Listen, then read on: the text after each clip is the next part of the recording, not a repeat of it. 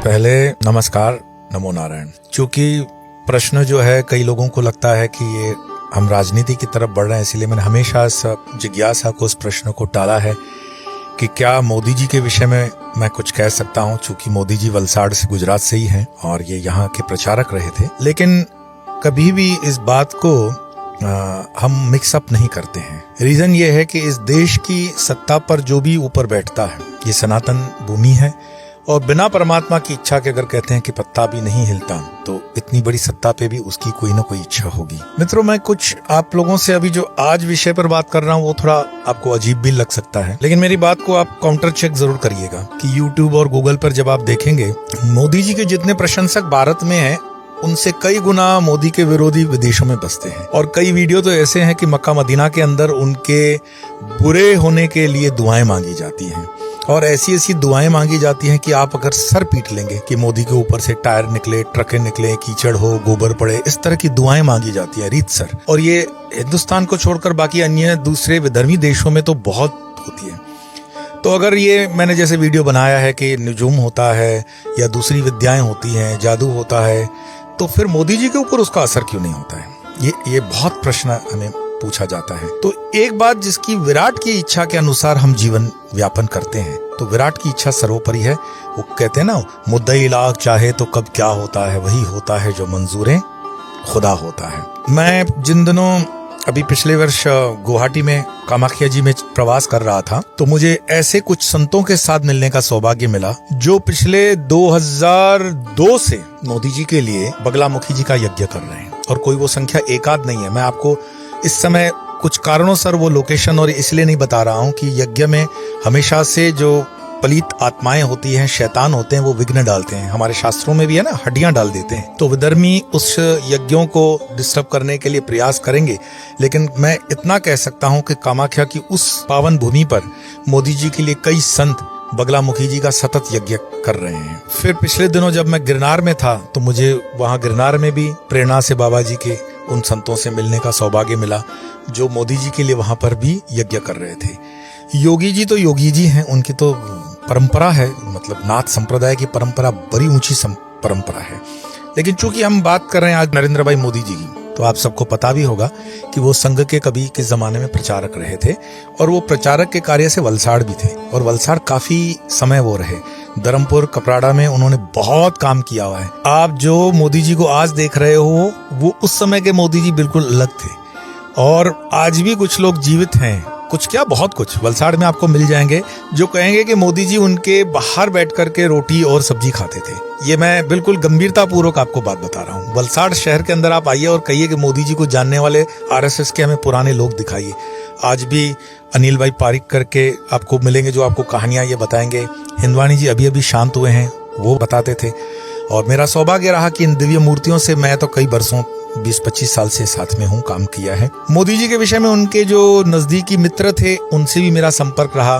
पिछले साल चुनावों के दौरान मैं मोदी जी के पूर्व आश्रम के घर पर भी गया, उनके भाई साहब से भी मुलाकात हुई। लेकिन मैंने अपना परिचय कभी इस तरह से नहीं दिया कि मेरा परिचय क्या है, क्योंकि एक भगवा पहनने के बाद हमारा कोई पूर्व परिचय नहीं रहता है। मोदी जी के साथ मेरा कोई पूर्व परिचय है तो जो ये कह रहा है उसका पूर्व परिचय नहीं है, और जिसका पूर्व परिचय था वो ये नहीं है। तो इसीलिए उस पूर्व परिचय के विषय में मैं ज्यादा नहीं बता पाऊंगा। लेकिन हाँ, मोदी जी इतने स्तर पर जरूर पहुंच गए हैं कि हमारे जो गुरु महाराज ईश्वरानंद गिरी जी महाराज, उनका एक वीडियो होगा यूट्यूब पे, आप सर्च करिएगा। ये मैं बात बता रहा हूँ आपको 2014 के पहले की बात है, जब वो मुख्यमंत्री थे गुजरात के। और एक कार्यक्रम के अंदर का ये वीडियो है जहाँ पे ईश्वरानंद गिरी जी महाराज बता रहे हैं मोदी जी की उपस्थिति में, अंग्रेजी के अंदर वो संबोधन कर रहे हैं कि प्रधानमंत्री करके वो संबोधित कर रहे हैं उनको। और फिर वो कहते हैं कि यस, मैं प्रधानमंत्री करके ही आपको संबोधित कर रहा हूँ। मुझे पता है आप अभी बन के तो चीफ मिनिस्टर आए हो, लेकिन आप प्रधानमंत्री बनोगे। इस स्टेटमेंट से आप समझ जाओ कि भारत के हजारों संतों,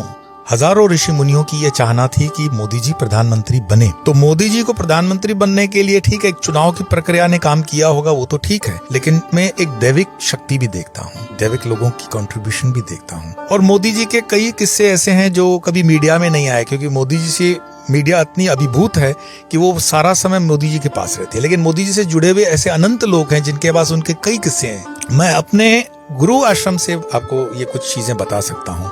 जैसे उन दोनों हमारे गुरु महाराज भूतेशानंद जी महाराज रामकृष्ण मिशन के 12वें अध्यक्ष हैं, वो गुजरात में थे और गुजरात में शायद राजकोट आश्रम के वो अध्यक्ष थे, शायद नहीं पक्का। और फिर ऐसा समय आता है कि भूतेशानंद जी को प्रमोशन मिल जाता है कि आप अपनी जवाबदारी बेलूर मठ में आगे बढ़ाइए और उनकी जगह पे आत्मस्थानंद जी महाराज आएंगे।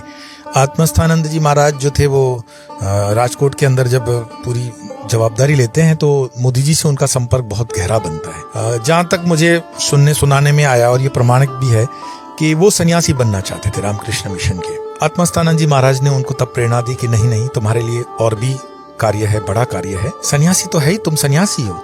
और आप देख लीजिएगा, ये जो मैं स्टेटमेंट कर रहा हूँ ये मोदी जी की कोई पॉलिटिकल कैरेक्टर को लेकर के मेरी स्टेटमेंट नहीं है, लेकिन मोदी जी का चाल चलन, उठक बैठक, उनकी जो टेस्ट है, उनका जो सिलेक्शन है, वो एक योगियों की तरह है, एक सन्यासियों की तरह है, एक विरक्त जीवन है उनकी। आप मोदी जी को हो सकता है आप उनके विरोधी हों, लेकिन आप उनकी ईमानदारी, आप उनकी निष्ठा, आप उनके देश प्रेम, आप उनके राष्ट्र प्रेम पर कभी भी शक नहीं कर सकते हैं। मैं ऐसे मुसलमानों को जानता हूं जो हो सकता है मोदी जी के कट्टर विरोधी हों, लेकिन उनकी निष्ठा पर उन्होंने डाउट नहीं किया। हमारे वलसाड़ के नजदीकी माइक्रोइंक के मालिक रहते हैं गफूर भाई बिलेखिया, मेरे बहुत अच्छे परिचित थे। पिछले कुछ सालों से मैं संपर्क में नहीं आया उनके स्वास्थ्य की वजह से, लेकिन बिलेखिया जी और मोदी जी की दोस्ती जगजाहिर है, बरसों की दोस्ती। मोदी जी के ज्यादा अच्छे संबंध मुस्लिम समुदाय से इतने गहरे हैं कि आप आश्चर्यचकित हो जाओगे कि ये कैसे हो सकता है। तो ये तो एक क्या हो गया कि मीडिया ने एक अपना मेंटल स्ट्रक्चर बनाया कि हम मोदी के विरुद्ध काम करेंगे, कि इंटरनेशनल लॉबी ने काम किया। अदरवाइज आप देखोगे गुजरात एक ऐसा स्टेट है जहाँ के मुसलमान पूरे हिंदुस्तान में सबसे समृद्ध और सुखी मुसलमान है, पढ़े लिखे मुसलमान है, यहाँ शांति है, अमन है। क्यों? तो मोदी जी ने उस चीज को एक डायरेक्शन दी।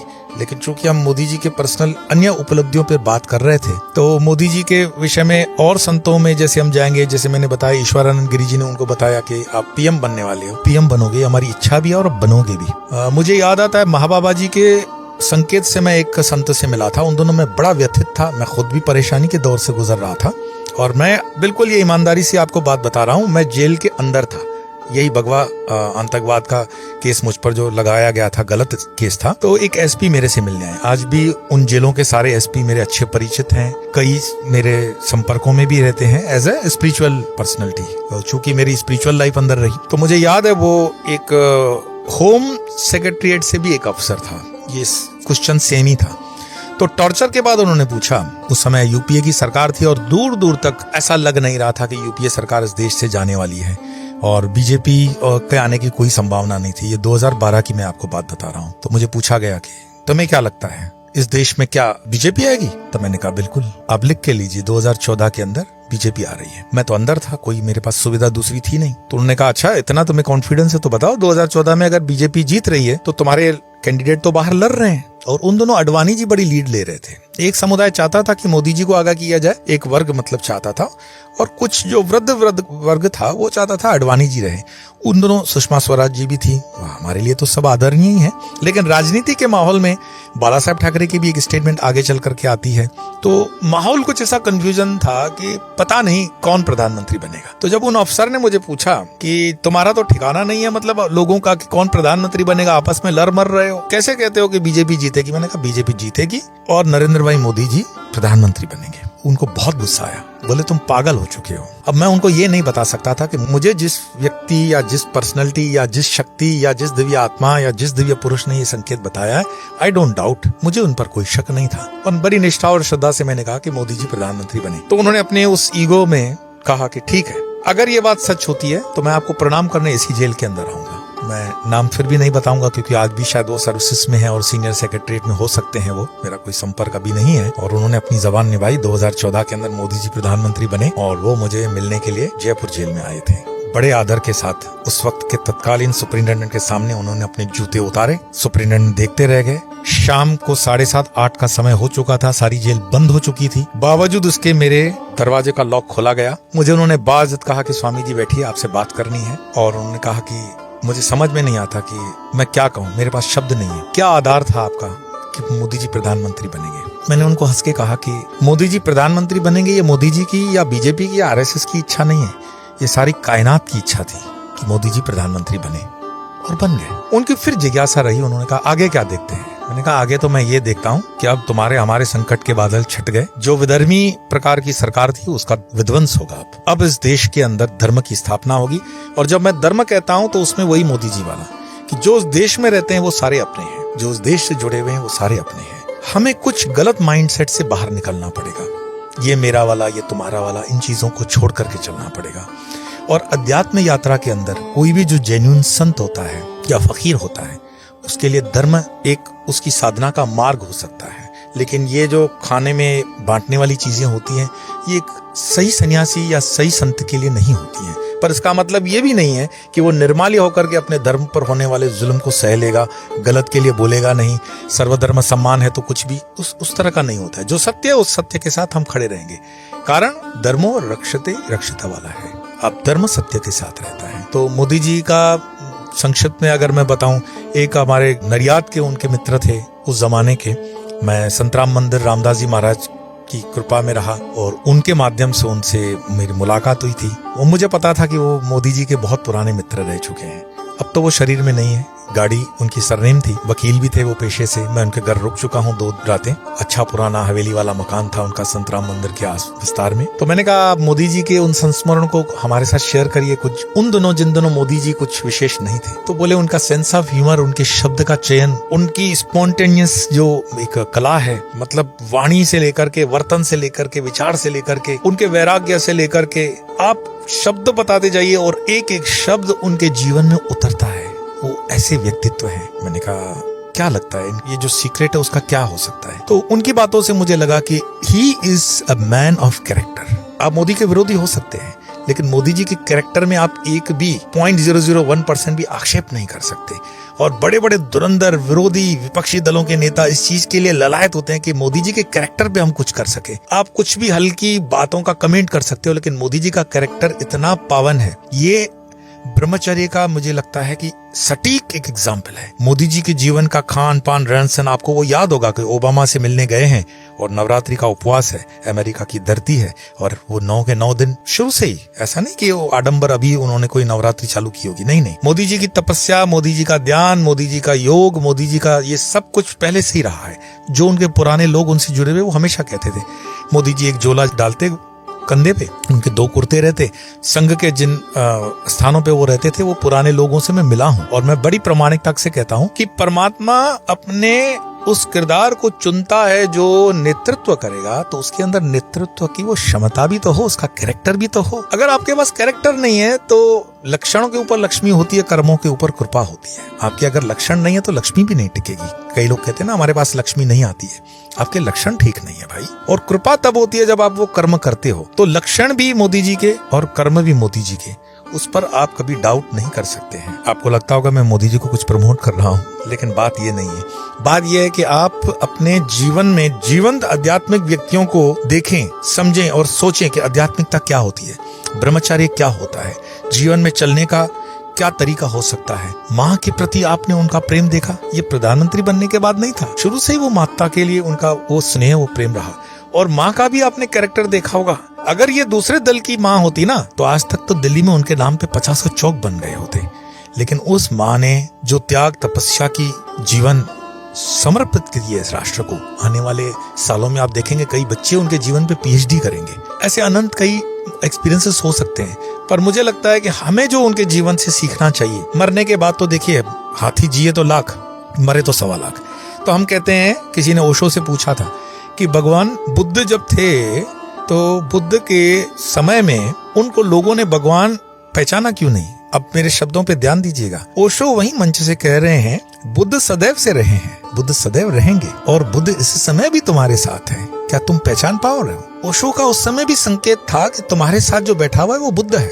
बुद्ध ऐसा नहीं होगा कि बुद्ध जो हम गौतम बुद्ध जानते वो बुद्ध मीन्स एनलाइटमेंट, अपने जो परिकाष्ठा पर पहुंच गई अनुभूति, वो सब बुद्ध है। रामकृष्ण बुद्ध है, रमण महर्षि बुद्ध है। तो हम उन बुद्धों को तब मानते हैं जब वो मर जाते हैं, पंचभूतों का शरीर छोड़ जाते हैं। मर जाने का अर्थ है पंचभूतों का शरीर छोड़ दिया, चाहे वो उत्तर के हों, दक्षिण के हों, पूरब के, पश्चिम के हो। ये भूमि तो संतों की, महंतों की भूमि रही है। एक एक गांव में आपको ऐसे ऐसे किस्से सुनने मिलेंगे। मैं इसके लिए हमेशा युवाओं को बोलता हूँ कि कमा तो लोगे तुम जीवन में, थोड़ा सा इस देश को भ्रमण करके देखो, थोड़ा सा गांव की दूलियों को चाट कर देखो, अपने सर पर लगा कर देखो, इस देश की नदियों का पानी पी के देखो तुम देखो ये देश कितना महान है। मैं विदेशों को छोड़कर यहाँ क्यों बसा, क्योंकि इस देश से महान कोई देश है नहीं। और फिर ओशो के शब्दों का मैं सहारा लूं कि जब जब भी तुम्हारी आध्यात्मिकता ऊंचाइयों को छुएगी, तुम दुनिया के किसी भी हिस्से में रहोगे, तुम्हें हिंदुस्तान आना पड़ेगा, भारत आना पड़ेगा। कभी पाकिस्तान वाला विस्तार भी वो हमारा आध्यात्मिक विस्तार था और आज भी है, भविष्य में हो जाएगा, वो भी उतना ही आध्यात्मिक रहा। लेकिन कुछ पलित आत्माओं ने वहां पे गंद फैला रखी है। बांग्लादेश का तो सुनो राजधानी ढाका है, माँ ढाकेश्वरी के नाम पर ढाका, तो चैतन्य भूमि है, वो शक्तिपीठ है। श्रीलंका में जाइए, राम की भूमि, श्री रावण की भूमि, मैं श्री रावण बोल रहा हूँ, बड़ी गंभीरता से बोल रहा हूँ। आप रावण जला करके जो देखते हो और तमाशा लेते हो, ये अपशगुन करते हो। कभी भी रावण जलता हुआ मत देखना, क्योंकि रावण की जलते हुए देखने की आपकी काबिलियत क्या है। महापंडित है वो, उस महापंडित के आदर में हाथ जोड़कर खड़े हो जाओ, जिसकी मृत्यु का कारण स्वयं श्री राम बने, वो साधारण नहीं हो सकता। तो इस तरफ जाइए, चाहिए नेपाल गोरक्ष की भूमि है, आज भी गोरक्ष के नाम से गोरखे होते हैं, गोरखा समुदाय गोरक्ष के नाम से शक्तिपीठ हैं। तो ये भारत का जो मानचित्र है, ये अपने आप में पूर्ण रूपेण एक ज्वलंत प्रज्वलित शक्तिपीठ है। और यहाँ पर पैदा होने वाला ब्रह्मानंद जी जैसे महाराज कहते हैं, रामकृष्ण परमहंस के मानस पुत्र, कि वृंदावन और काशी में अगर किसी का कुत्ते का भी जन्म होता है ना, वो जन्म भी तुम्हारा ऋषियों के ऊपर का जन्म है। ये भूमि ऐसी है, यहाँ का अगर तुम जूठा अन्न भी खा लोगे ना, तीर्थों का पावन हो जाओगे। यहाँ की नदी में बहता हुआ एक एक बूंद बूंद पानी अमृत है। यहाँ की चलने वाली पवन में गीतों का जो चलता है, भागवत रामायण की चौपाइयां हैं। तो ये इस देश की विशेषता है। मैंने मोदी जी का मात्र इसीलिए उल्लेख किया ताकि इस शरीर में आप जो कहते थे कि किसी ऐसे दिव्य पुरुष के दर्शन करें, मोदी से स्टार्ट किया है और कई ऐसे महापुरुषों को आपके सामने लाऊंगा जो शरीर में इस समय आपके पास है। आज इतना ही, फिर मिलेंगे इसी चैनल पर। स्वामी नमो नारायण।